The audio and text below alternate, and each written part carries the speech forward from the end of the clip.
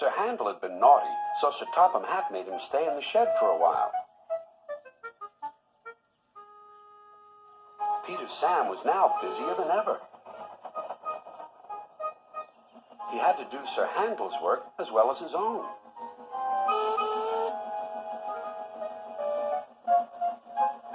He was very excited, and the firemen found him hard to handle. Anyone would think that he wanted to work, said Sir Handel, who was lonely and bored.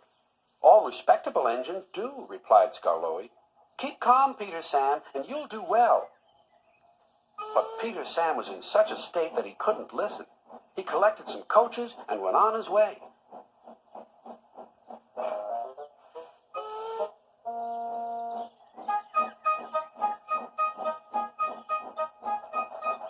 But somehow, the faster he wanted to go, the slower the journey became.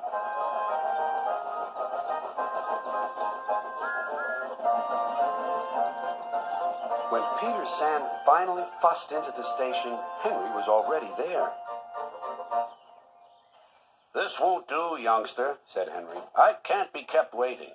If you're late tonight, I'll go off and leave your passengers behind. said Peter Sam. Secretly, he was a little worried, but not for long. The conductor blew his whistle and waved his green flag. Peter Sam puffed happily away, singing a little song.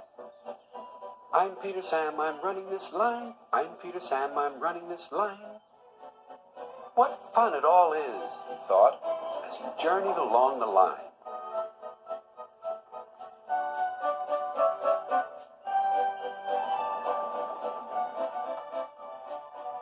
The coaches enjoyed themselves too. They were growing fond of Peter Sam.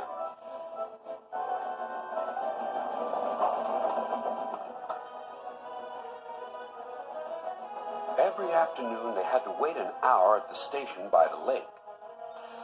The station has a little shop selling refreshments. The conductor, fireman, and the guard buy tea and cakes from the refreshment lady.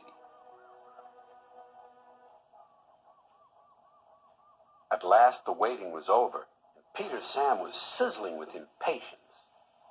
Beep, beep, hurry up, please, he whistled to the passengers. How awful, he thought, if we miss Henry's train. The conductor was ready with his flag and whistle. The refreshment lady was making her way to the train. Then it happened. The conductor says that Peter Sam was too impatient. Peter Sam says he was sure he heard a whistle. Anyway, he started. Stop! Stop! Stop! Wailed the coaches. You've left the refreshment lady behind. Bother! Groaned Peter Sam. We're sure to miss Henry now. The refreshment lady climbed aboard, and they started again. Peter Sam didn't sing anymore. Instead, he hurried along the line as fast as his wheels and his driver would let him.